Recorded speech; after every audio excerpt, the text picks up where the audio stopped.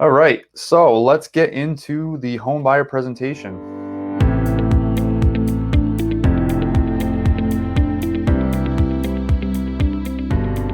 My name is Rick Harrison with MVP Realty down here in Southwest Florida. I run the Southwest Florida relocation team, so I deal with a lot of buyers that are out of state. Today we're going to be doing a first-time home buyer webinar. I want to make sure that I get as much information to first-time home buyers as possible, so you're comfortable with the whole process and knowing what goes into it. Really knowing where you should be. I guess the expenses, the costs that you're going to incur, what you should be doing to prepare for this buying process, and everything in between. All right, so let's get into the home buyer presentation. All right, just today's agenda, real quick on this. I'm going to go over a little bit about me, the current market conditions. These will obviously change depending on when you're watching this, but right now we'll go over what's going on in the market and how you can, make some adjustments to purchase a home. How much house can you afford? So we'll go right from the very beginning. This is going to go right through the order of things, what you should be preparing for, and then getting into the actual process of buying. So home financing 101, do search criteria, different things to think about that are specific to Southwest Florida. Making offers and your due diligence, making sure that you stay protected and you escrow money deposit. The waiting period, which is what everybody really dreads. And then putting it all together, just showing you a timeline and what you can expect along the way and how things will actually line up with time.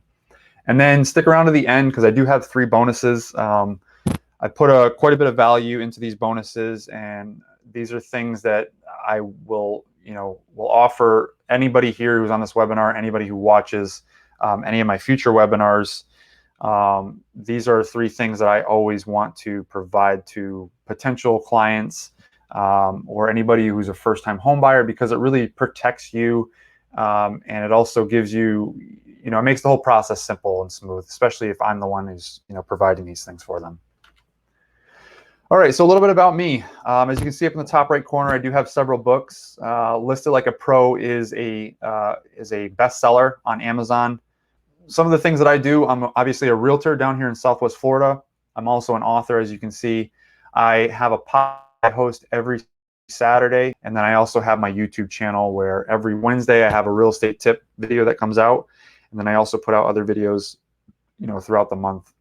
I'm a formal general contractor, so I grew up framing houses, and then as I got older, I slowly progressed from just framing houses, building houses from the ground up, all the way into more finished carpentry. I learned how to do flooring, roofing, and then I went into eventually had my own general contracting business where I did kitchens and bath remodels, window and door installations, things like that. I am a home marketing specialist and a relocation expert. So this quote from Ray Brown: "The best time to buy a house is always 5 years ago," right? Everybody, if you could invest $1 today or invest $1 5 years ago, you would have been doing it better doing it 5 years ago, obviously, because it would have grown with inflation, throughout inflation, and then also collecting the interest, compound interest over time. However, this is the same thing with real estate until now. Why? So if you take a look at this chart goes all the way back to the 1350s, and it looks at the bonds, the bond markets.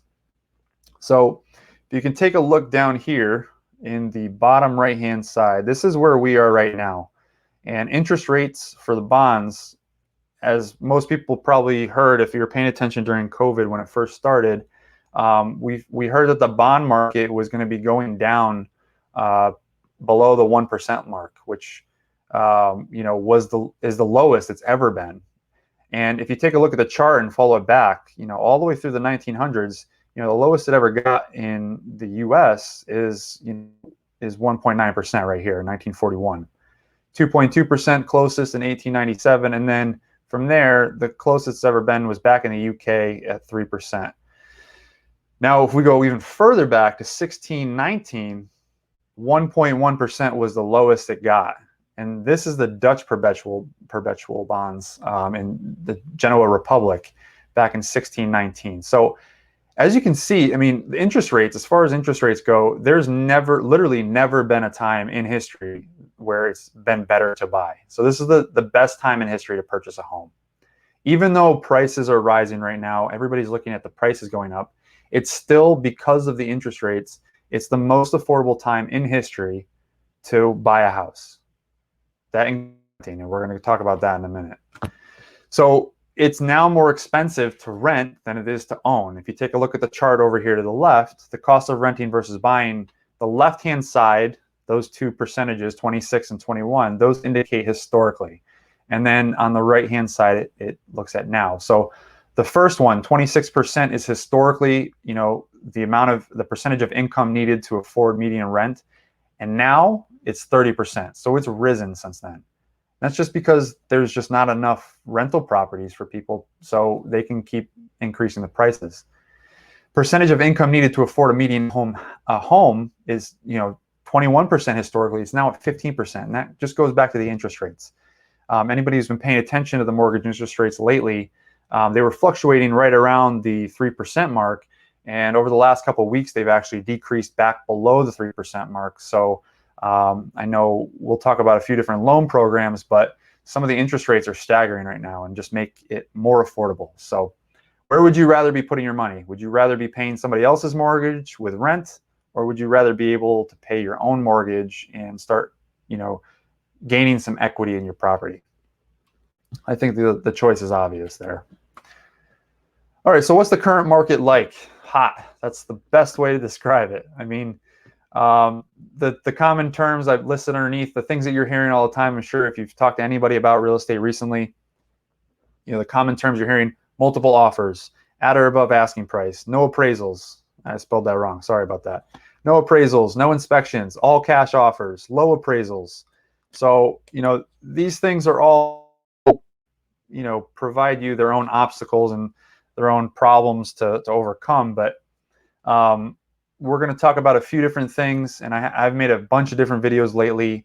How do you overcome these different objections and obstacles that people are running into now? All right, how much house can you actually realistically afford? I think the best rule of thumb is really to look at, what are you comfortable with?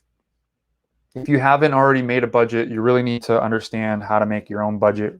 What are your expenses right now? What are you making for income? But these two numbers right here, these two percentages, the 28-36 rule of thumb is a pretty good starting point if you don't have a budget.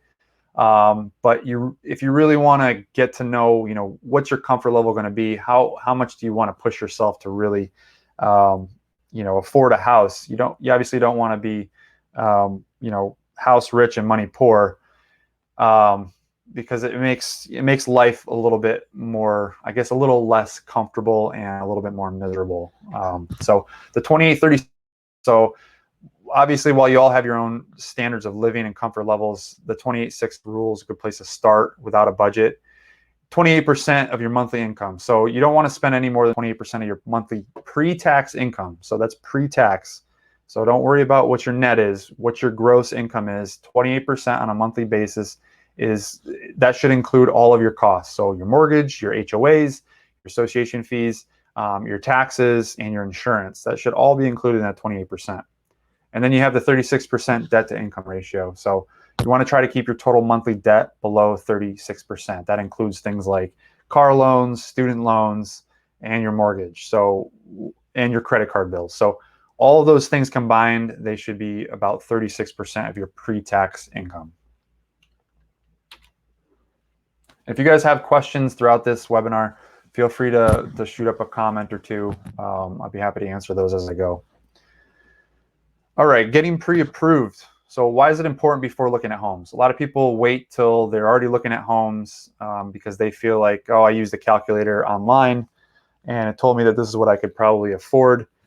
Go out and look at houses. They tell their real estate agent, if the real estate agent hasn't done their own due diligence and asked you to provide them with a pre-approval letter ahead of time, then if you just tell the real estate agent, hey, we're going to be approved for this much, without giving them the pre-approval letter, it wastes both your times, because a lot of times there's things that you might not even be able to put into consideration, or things that you can't factor in, like your credit score. A lot of calculators, you really can't factor in a good credit score into them to really give you a ballpark number of what you can afford. So the other things you need to think about too is, if there's other things that you're not really considering in your pre-approval score or your pre-approval amount, like HOA and condo fees. HOA and condo fees really cut into what you can afford, because it's an additional expense that they have to factor into your total overall limit. The other thing, you're going to need a pre-approval letter at the very least for any offer that you put in. So in a market like this, where the market conditions are super hot, things are, they're listed one day and they're literally getting 5 to 6 offers same day without people seeing them, you need to have your pre-approval letter ready, because if you want to put in an offer, it's going to take a few hours for that, that lender to get that pre-approval letter created.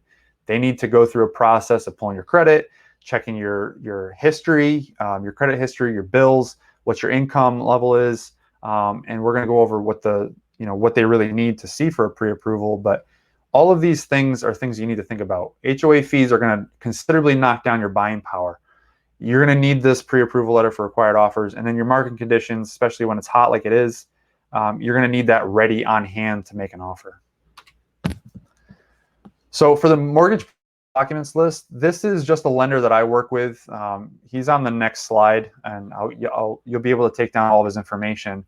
But this is his document checklist for getting pre-approved. And the things that he's going to need from everybody is going to be obviously the mortgage application, right? You need to go through and apply. He's going to need a government issued ID, either if you're a citizen, your state ID or your military ID or something like that, or a passport if you're foreign. Your most recent 30-day pay stubs. So usually your last 2 pay stubs if you're on a biweekly payment schedule.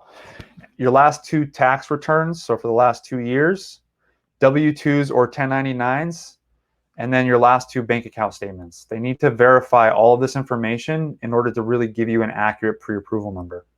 And then if you're self-employed, he's also going to need, or she's also going to need, your 2 years of business tax returns and your year-to-date profit and loss statements. So on the right hand, you can see an entire list of things that they're going to need throughout the whole process. But the things in yellow are what is needed for a pre-approval document. And I'll send this whole slide to everybody at the end of the webinar, so you guys have all the slides.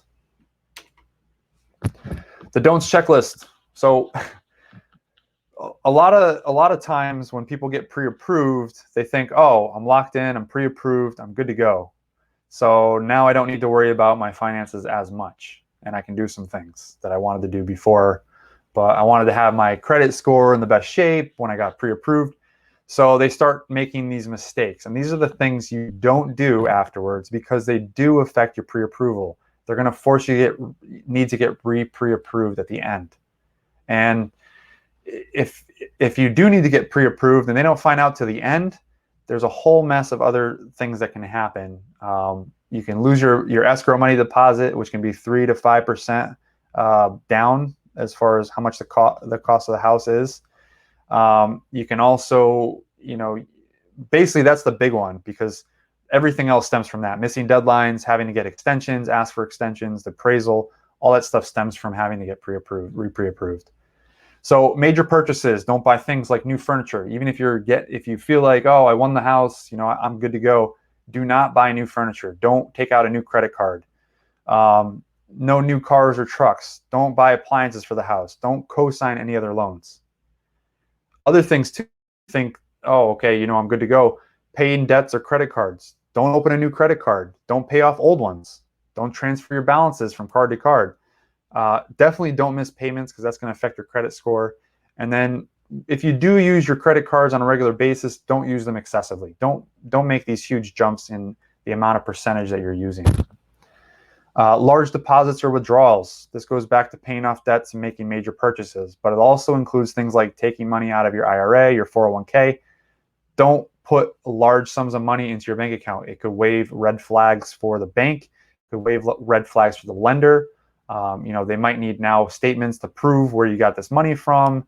Was it a gift? Who's the gift from? Is it expected to be repaid? Things like that. Don't quit or change your job. All right, definitely not in the middle of this process. So a lot of people, they get their 2-year mark where they've worked at their job for 2 years and now they're established, so now they can get their home. And they really only did it just so they could get the home. Now they've been pre-approved, they get the offer accepted, and then they quit.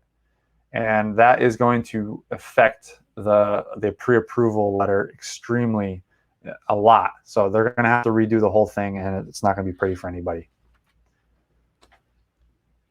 All right, so what are your home loan programs? What options do you have? So these are just 4 of the main, the main loans that we really see the most: FHA loan, VA loan, USDA home loan, and then conventional loan. So there's a bunch of other programs out there. There's balloon loan programs. There's there are a few land programs. There's also 203K loans, which is a different type of FHA loan. But these are your 4 big ones, and I'm not, this isn't to really break down, because each one of these loan programs could take an entire webinar in themselves, but just really quickly to go over them. FHA loan is one of the most popular for first-time home buyers, simply because it usually lets you put lower amount of money down. So you can put 3.5% down on FHA loan. They also they're a little bit more strict with the lending process. The property needs to be in better shape. So you can't buy a property that's not livable, unless you were doing a 203K loan, where you can actually borrow funds to remodel the house and roll that into the mortgage. But FHA loan's a popular one just because it allows you to put less money down. But with that being said, you also have PMI, which is an additional insurance to cover your mortgage. They require insurance on top of the mortgage, which when the FHA loans right now, I believe, are around 2.6 or 2.7%. When you add the PMI on it, it almost bumps it up a full percent or even a little bit more. So even if it's at 2.6% with the PMI, you're going to be paying closer to the 3.6%, which is still very good. VA loan, it's for veterans, obviously, only, or their family members. It does extend to their family members. But there are some different things that happen with VAs that, there's some allowances for VA loans where it can allow the seller to actually pay for certain fees in the VA mortgage origination. USDA home loan, that's usually more specialized loan for areas that are in more rural or farming types of areas, and it has to be for qualified housing for it. And then your conventional loan is your typical loan. You can actually get conventional loans now down to around 3%, even 3.5% down. The big draw with conventional loans is usually the lender, if it is below the 20% mark, you also have PMI on it. But depending on the type of product that they have, you can refinance out of it better. You might not have to live there directly. Like, you can get a conventional loan for a, if you want to invest in a property. That's where conventional loans are a little bit more lenient, because in an FHA loan, you have to live there for at least a year. A conventional loan, you don't have to necessarily live there, but if it is an investment property, they're going to require you to put 20% down for it. So, but conventional loans usually will save you some money if you can do the 20% down, because you're not paying the PMI. So it'll save you some money in the long run, a lot of money in the long run, actually. A full percentage point basically of interest. So this is Sean Wilkins. He's a mortgage loan originator right in Cape Coral with Fairview Lending. He is my go-to guy. This is his contact information, his phone number's there, and his email. And at the bottom, if you want to write this down, I'll give you a minute. That website will bring you right to his pre-approval link. So you just go to his application, fill out the application. He'll get right back to you, with an email or a call, and he'll ask you to provide the documents. If you're watching this webinar, then you already have the documents in the last 2 slides ago. and you'll know exactly what to have ready for him. And he can get you pre-approved very quickly within a few hours. He'll let you know the exact status of where you're at, what you can afford, and then he's excellent to work with. He gets back. He's very, very quick with responses, and he's he's on the ball all the time. He's always thinking ahead to what the next steps are, so you can feel really comfortable. Down payment assistance. So the link below, this will bring you to a Florida-based website that will talk about down payment assistance programs throughout the state. There are some specific programs for Lee County specifically. So if you're looking to buy in, Cape Coral, Lehigh, Fort Myers, even Bonita Springs and Estero, this link will bring you right to a site where you can check out, who can apply for these, who qualifies for them, and what they require. A lot of them are based on, income levels and things like that. But most people do actually qualify for at least one program throughout their state. All right, so let's get into the meat, right? Search criteria. These things are things that you need to be thinking about. Obviously you want to find a good real estate agent, somebody who's specifically covers one area or is in a niche in their area. I cover Fort Myers and Cape Coral. I don't do a whole lot in Bonita Estero or Punta Gorda, or I do occasionally in Lehigh just because it's tied into Fort Myers, but I don't really do a lot in Naples. So what kinds of what are the points of interest in your search that you really need to be thinking about? First one, everybody says location, location, location, right? So locations, obviously, you want to be in an area that you like, an area that has things that you need, the amenities, and things to think about. Everybody obviously, well, I shouldn't say everybody, but a lot of people want to live closer to the water. And there's a lot of things that you need to think about when you start moving closer to the water. Closer to the water equals more expensive. I mean, you're going to pay more for the property itself. You're going to pay more for the lots. You're going to pay more for home insurance because you're going to have to, most places are going to require you to have flood insurance unless you're living in a high rise where you're on the second floor or higher. Some of them don't. But all those factors and expenses, those all contribute to how much it's going to cost you. You might also want to consider future rental. What are the rental rates in the future? If you don't want to live here and you're thinking, you're forward thinking of becoming an investor, a real estate investor, what are the rental rates like? Is this going to get a good rent? Are more people starting to move into this area? What are the trends for migration? How close are the amenities? Is this a place where people are going to want to buy later on? Or am I going to have a really hard time selling this property later?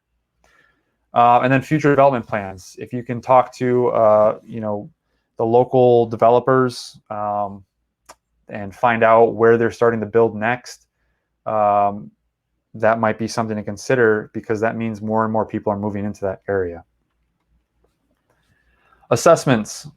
So besides your HOA and condo assessments, those kinds of assessments can usually include things like if a hurricane came through and tore off the roof, or ruined a bunch of roofs in the community, then the condo or HOA association may include an assessment that forces you as a homeowner to contribute to the the major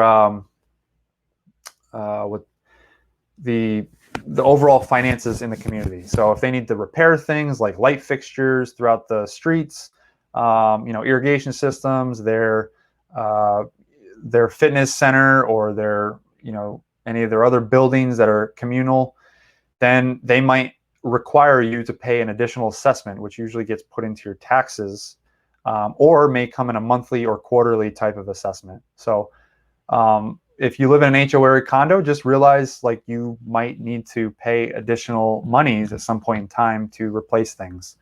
Water, sewer, and electric.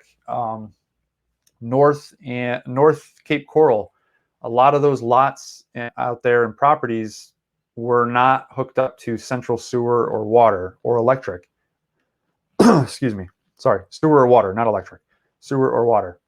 So coming in the next 5-10 years, a lot of them already have it on their property or lot, but they have an additional assessment for utilities, for the town to come through and hook up, central water and central sewer to their lots. And then you also have CDDs, which are community development. Sorry, I needed some water there. Community development districts. So this is a special assessment that usually community builders or developers, in order to get the community up and running and to get those communal amenities built, like the centers and the pools and things like that, they will build in an additional tax into your taxes, which are called CDDs. So that's another thing to look out for. And the CDDs, usually you have to go directly to the homeowners association or to get the final numbers and how long it's going to take. But a lot of those fees and assessments, even the ones in Cape Coral, those can last 20 years or more.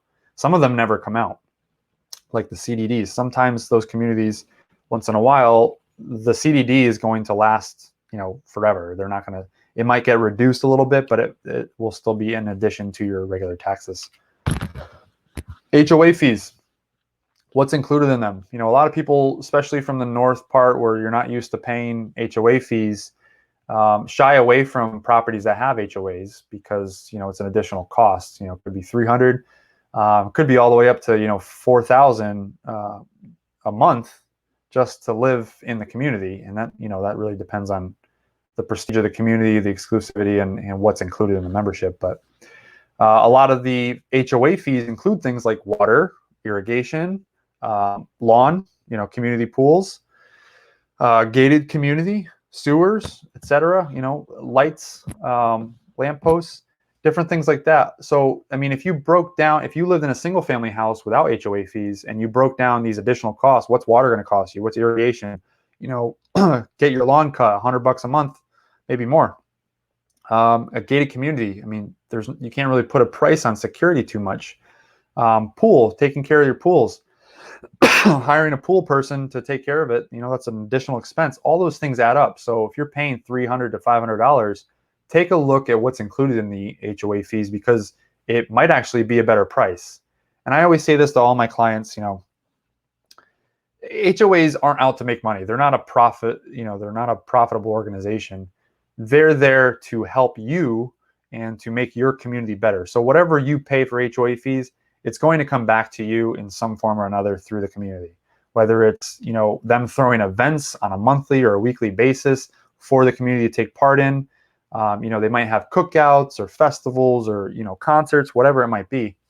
They're going to put that money to use. And then when things do happen, like a hurricane, ruins a civic center, they have funds that they've been collecting for years that go into a pool. And they use those funds to, repair the community, to keep it up and to keep it in shape. Another thing to consider, future expenses. When you're looking at a property, it's great to look at a property that looks beautiful on the outside and the inside, but there's other costs that are hidden that you need to take into account. One of the biggest ones down here is the age of the roof. Insurance companies have made some adjustments over the last several years where if your roof is over 15 years old, the insurance companies are starting to take a serious look at that. And when you hit the 20-year mark, a lot of times, even if they're architectural, shingles, the 20-year mark is almost that cutoff where a lot of companies will actually ask you to replace the roof, or they'll start charging you a pretty high premium in addition on your homeowner's insurance. And a roof, depends on the size of the house, but it can cost you 10 grand, 20 grand, 30 grand, even 50, 60, 70 grand if it's, something like clay tile roof. ACs and water heaters. ACs are another 5, 6, up to $10,000 expense. And if you got 2 of them, if you have 2 levels to your house, that's 2 systems you got to replace. Water heaters, you can probably get away with $1,000 to $2,000 for a water heater. Pool features. Is there extreme staining on the bottom of the pool? Pools down here, we don't have the liners like you do up north. Most of them are concrete or some type of a stone type of bottom to them and liner. So if they start to stain, sometimes it can be an issue with the the coating that was in the pool, keeping the stone or the cement waterproofing it. So that could cause leaks, cracks in your pavement, cracks in the tile, the water heater for the pool. A lot of pools have water heaters down here. The pump system, all those are going to cost money. And if you have a lot that's on a canal or near the water or the river, seawalls, those are expensive to replace, and it's a specialized contractor, so you're going to pay more money. And there's a lot of other inspection issues too. I'll cover some of those later on, but other inspection issues that you definitely want to get an inspection. I'll say that. So insurance and features, we talked about this a little bit, but insurance is going to come down to beds, baths, square foot, lot size, floor plan, pool, waterfront view, flood insurance. These are all things you want to be thinking about. And as a real estate agent, these are things that I need my clients to tell me, because I can send you a list of properties, but I want to know, if you don't want something that has a pool, then I want to know that, because I don't want to send you properties and waste your time where you're like, oh, I love this place. And then you get to the last picture, you went through 30 pictures and you see it's got a pool, and you don't want a pool. You don't want to take care of it. Waterfront, it's, waterfront lots and waterfront properties are in high demand, but they can also be expensive. So in addition to these features, we got to be realistic with what's your budget at and where you're looking to live. If you're looking to live in, Fort Myers or Naples down on the water, then you're going to be paying, 3-4 times as much as you might be paying in Cape Coral. So all good factors to consider and things that you really need to think about. Get specific, figure out what do you really want, what's your ideal property, and then just be open. What are your must-haves versus what are the things you can live without. Schools. So if you're a family, if you have a family, you're starting a family, schools are obviously something to consider. Down here in Southwest Florida and Florida in general, it's school choice. So you can choose the school system that you want your children to go to. It is based on a lottery system. So what happens is you pick, your top 5 to 10 schools that you want to go to in order. What's your number 1, what's your number 2, and then you get put into the lottery system. There is public and personal transportation to a lot of places. However, it is going to depend on where you're living versus where the school is.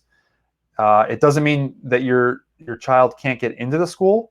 It just means if they do get into the school and there's no public transportation, it's something that you're going to have to consider. You're going to need to bring them to the school each and every day. So there's a lot of places where, there's a lot of people down here that will drive their kids to school every single day because they want them to go to that school. And that's fine. It's just something that you need to take into consideration. Where are you living versus the school systems that are available in your closest area? The lottery system is also based on proximity too. So the closer you live to the school of your choice, the more likely you are to get it. Making offers and your due diligence. So this is where, you found the property you want and now you're ready to put in the offer. What are the things that you need to really consider? So in Lee County, especially, Naples has their own actual contract called the NABOR contract. But for most of the rest of the state, we use the FAR-BAR contracts. So that just stands for the Florida Realtors and then the Florida Bar. So the lawyers that wrote the contracts, those specific contracts for the state. So there's 2 main contracts, the as-is versus the regular contract. You can see that up here in the top. Mandated repairs and negotiations are the big differences between the two. On an as-is contract, it doesn't mean you're buying the property as is and that's it. As-is just means that neither party, the seller or the buyer, are obligated to complete the transaction if they do not agree to certain terms. So in the as-is contract, if you go through the home inspection process and you find that there's a bunch of issues and you want them repaired, so you want to request, these repairs to be done. You can do that. You can request the repairs in an as-is contract. However, the seller is not obligated to make those repairs. Both parties are able to, if they cannot agree on terms, walking away, and each party goes their separate way. Buyer gets their money back, their down deposit back, and the seller just goes on and they relist the property for sale. They just move it from pending to active.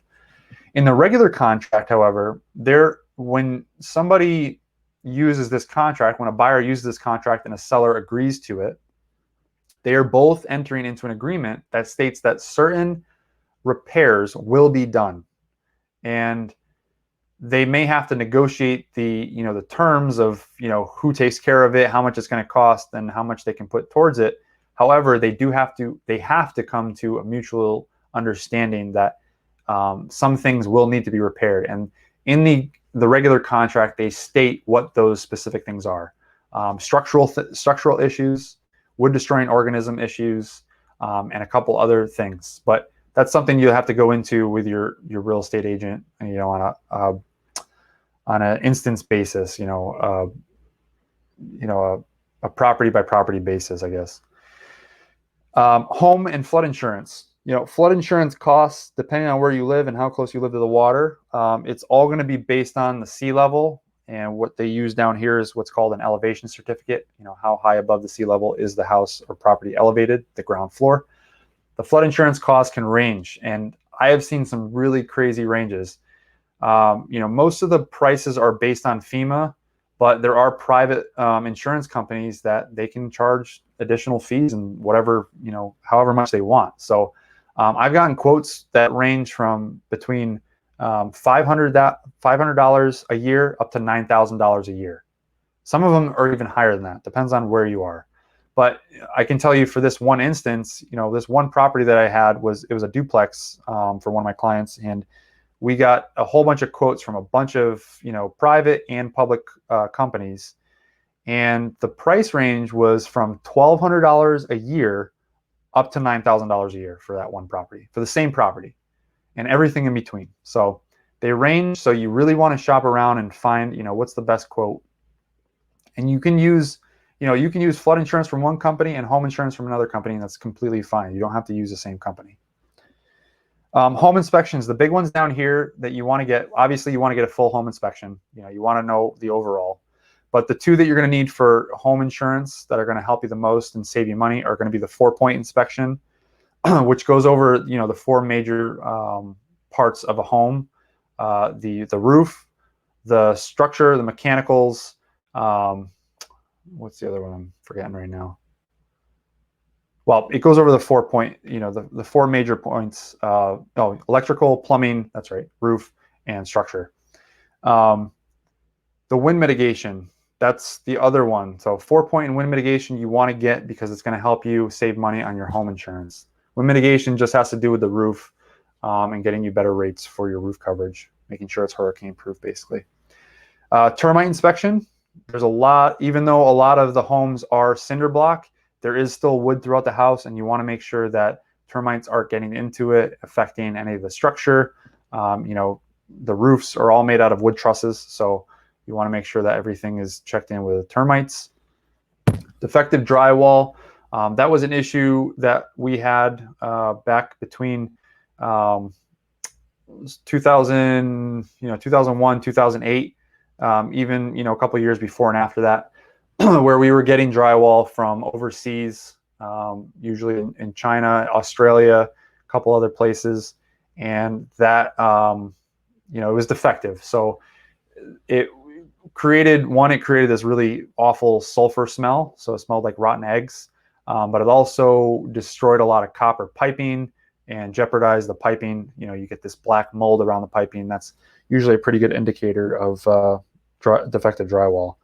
And then mold, because of the humidity down here in Southwest Florida, if a house has been sitting or vacant for quite a while and the AC has not been on, or it got water in through a leak in the roof, or even a hurricane or torrential downpours, mold can grow very quickly and it's not always noticeable. So you want to get that done. Pool inspections, those are always just good to make sure that the structure of the pool is good. You're not going to have any surprise costs coming up right after you purchase it. Polybutylene inspections. So polybutylene piping was a pipe that could burst depending on where it was used, but it was also hazardous to drinking water and things like that. But if you have polybutylene piping, there's a lot of insurance companies that will not insure the house if you have it. Or if they do, they'll only insure it for a couple of years, and then you need to get the entire house repiped, which is extremely expensive. And then radon gas, radon inspections, that is just a gas that comes up from a radioactive gas, toxic gas that comes up from the earth and can get stuck inside of homes and houses, can cause you, illness or issues with your health. Okay, so appraisals. This is a big thing, especially right now with the market the way it is and prices just continuing to rise for homes. Low appraisal negotiations. If an appraisal comes in low or lower than what you offered, you're going to have to go into negotiations as far as either walking away from the deal because the seller is not going to agree to your negotiations. I have an entire, if you go to my YouTube channel, I have an entire video on low appraisal negotiation options. What can you do to negotiate and keep the deal alive? And then deadlines. So deadlines are one of the most important things and something that a lot of buyers neglect to think about. In a real estate contract, time is of the essence. So deadlines are the most important thing, to have everything done within the deadline. Earnest money deposit, if you put on the offer contract that you were going to have the earnest money deposited within 3 days, you need to have that. Otherwise, the seller can just terminate the offer and move on to the next, and you lose the house.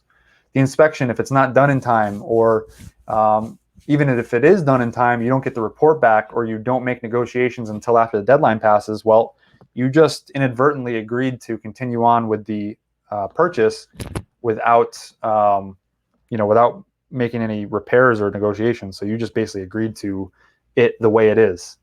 The only other option after that, and this goes with any of your deadlines, if you pass your deadline and you haven't finished negotiating any of the negotiations that you need to, then you agreed to move forward with the property. And if you default or try to get out of the contract, you're going to lose your deposit. So that could be $1,000. I mean, it could be $50,000. There's been people who have lost their entire life savings because they put all the money down on the house, right up front, and they missed their deadline, or they didn't get approved, or whatever it may be, and they lost the whole thing. So just be careful of these types, and these are the main ones. The earnest money deposit, the inspection deadline, loan application deadline, flood insurance and appraisal, and then also the loan approval. How long does it take to close? Longer than you want. Most people expect that we can close as quickly as possible. We'll close in 7 days. Well, that's great to think about it like that and be fine with going all in like that. But it comes down to who you're working with and the service companies that you're working with. For instance, if the market was really calm right now and there wasn't a whole lot of business going on, then yeah, maybe you could close in 7 days. Maybe you can close in 10 days. But right now, with so many purchases and sales going on, everybody's overloaded. Your inspectors are overloaded. The appraisers are overloaded. Lenders are overloaded. Title insurance companies are overloaded. So even if you're an all cash buyer and you're going to put the money down in and you're going to say, I'm going to close in 7 days, well, you might not be able to close in 7 days because the title company might not be able to get their title search done in 7 days. So even though you have cash, you still need to get the title search done. You still want to make sure that title's clear before you purchase it. You might be signing yes to a whole bunch of fees and all kinds of liens and all kinds of stuff if you don't get that title search done. It's just a headache. So good realtor will take care of most of the stress and details. So it's mainly going to be waiting for the title. And that goes for just about anything. If you have a good agent, most of the time, or you want to have a good agent and a good lender paired together, especially if they work together, frequently, makes it all that much easier because they know exactly what's going on, what the next steps are, and all you really got to do is give them the paperwork, tell them what you want, tell them how much you want to offer, and they do the rest for you. They'll worry about the negotiations, they'll come back to you and ask you, are you okay with this, conceding this or negotiating this? And you just give them a yes or no, and they'll do the rest of the work for you. And so the waiting period begins, and stress and anxiety set in. You're waiting for your lender to tell you if you've actually been approved. You got pre-approved, but are you really approved? You're waiting for the inspection to come back. Is there anything wrong with the house? What's the appraisal going to come in at? Is it going to be too high? Is it going to be too low? So, your stress and anxiety, and, you just have to know that your agent, as long as you trust them, they're doing everything they can to make sure it's simple and smooth for you, and that, you don't have to worry about anything. In the waiting period, you got to be mindful of your finances. Like we talked about, don't use the don'ts list. Don't make, big purchases, transfer money, pay off debts, open up credit cards or buy new, big things. Don't do those things, and, check back the checklist if you need to. Then you come down to your final walkthrough. Usually it's either the day before or the day of closing. You can walk through the home. If you want to, something you can do that a lot of people don't realize is you can do it. You can have an inspector come in and make sure that everything's still in the same shape as it was, still in working condition, and nothing's changed.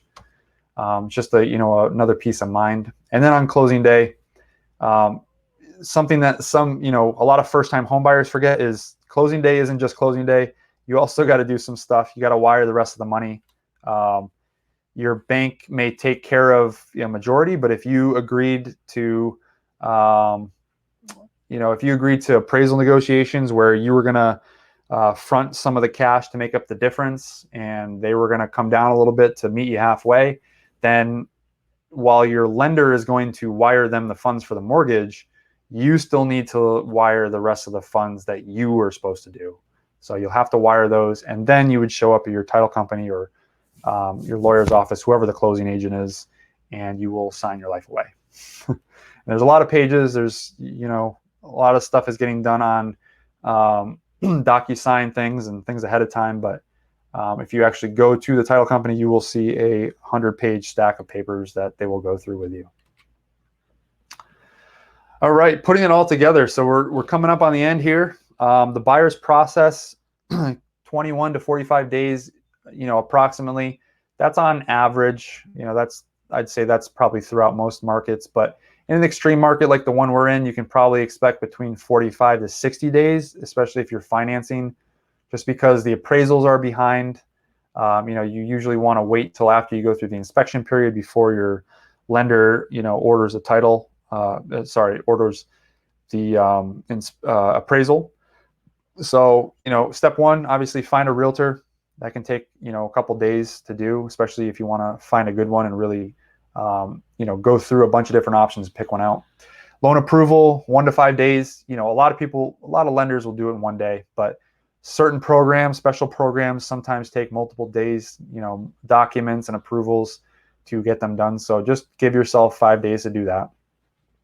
Step 3, searching for a home. 1 to 6 months. It could be more than 6 months. I mean, with that duplex that I was telling you about earlier, we looked for 8 months. We almost put an offer in on one of them, and then we did a little bit more digging and found out it wasn't right. So we waited, and we ended up waiting 8 months, but we found a really great property, investment property for them, and that was during this crazy market. So it can be done. Don't get discouraged. It's a lot of it's patience and timing. Step 4, crafting strategic offers. Give yourself 1 to 5 days. It might take 1 day to write the offer, but the sellers might be requesting you to put a certain deadline on it for the offer acceptance date. They might accept the offer, but counter you with changes in terms. They want the inspection reduced from 14 days down to 7. Things like that. So it might take a couple days of back and forth to really lay out the negotiations. Step 5, due diligence period, 1 to 14 days. Usually 14 days is a pretty good amount of time. In this market, a lot of us are trying to keep it under 10 and under 7 days. That's to get your inspection done, your home insurance, flood insurance, elevation certificates, surveys, all that stuff. A lot of us have streamlined our process, and we work with people that we trust. So we are, really making that process go a lot faster for people. make sure that they don't miss out on anything. And then the last step is managing the deal to close. So that can be anywhere, like I said, in a really quick market, 7 days, all cash offer, title can probably close in 7 to 10 days. Or in a larger market, a crazier market like this one, 45 days for, closing to get the lender, sometimes even 60 days. So I want to appreciate you for sticking around and sticking with me through this whole thing. I hope you learned quite a bit. But I did promise you some bonuses at the end, and I just want to go over those and make sure that you guys have the opportunity to take advantage of them if you want. So the first one is it's a 4-point and wind mitigation home inspection. Like I mentioned earlier, the 4-point wind mitigation and home inspection, those are going to be the two key inspections that really help you save money on your home insurance and your flood insurance. They can help you reduce, if you have an older roof, things like that. The insurance companies want to make sure that they're, not over protecting you, or, they're charging themselves too much, or you too little to actually cover your property. So these will take care of that. I partnered with Faithful Home Inspections. They are, I don't get any money from them. I'm not an affiliate of them or anything. They're just a company that I've worked with really closely, and I recommend to a lot of my clients. So they are a company that I would, if you are buying, I would be covering your 4-point and wind mitigation inspection costs. And that's up to a $450 value. It can be a little bit more depending on the size of the house, but that's okay. Whatever it comes out to, that's something I want to cover for you. Bonus number 2, Home Tech. They're another company that I highly recommend. Again, I'm not affiliated or get any money from them. They're a home warranty company. So I would like to provide you with your purchase of your home a home warranty credit, up to $650 value. Varies obviously by the home size. It could be less, could be more. But Home Tech's a great company. They do a lot of different things. They will service all your mechanicals, make sure your AC is working, come out. I pay for the warranty, and then if you have an issue with anything that happens, they'll come out and either repair it or replace it. The replacements, will cost a little bit of money, but you will also get a highly discounted rate because I've paid for the home warranty for you. And then the final bonus is a free copy of my guide to buying a home. So the book provides a really in-depth look at all the things to consider, and walks you right through the process step by step. So that's something I want to provide to you, and I will, if that's something that you guys are interested in, please just let me know. You can reach out to me and my contact information. But before I even give you that, just a few testimonials from recent clients. Kurlandi, she was one of my first-time home buyers, the most recent first-time home buyers, and she really had a great process. She worked with both myself and Sean, so that was a really great, collaboration between the two of us. Jen and Josh Cole, they lived in Cape Coral. I ended up listing their house, sold it the same day we listed it. And then also found them a new house, and they moved in actually just a little over a month ago now. So they had a great experience. They really appreciated everything, and I helped educate them and keep them in the loop. But we made the transition smooth, and it's something that a lot of people think, oh, I can't do that. I can't sell my house right now and buy a property because I'm going to pay too much. But that's not the case. And you're not going to end up being homeless. You just have to make sure you have a good real estate agent who can structure the deal properly and make sure that you're getting the best terms for the transition from selling to buying. And then Jessica H, also in Cape Coral, she had a great experience with me. She moved into the area from Miami. Really didn't know the area that well, but really trusted me, and knowing, she told me what she was looking for, what kind of area and lifestyle she wanted to have. And, I found her a great area in Cape Coral for them to live in, a beautiful little house that they actually remodeled, and it came out beautifully.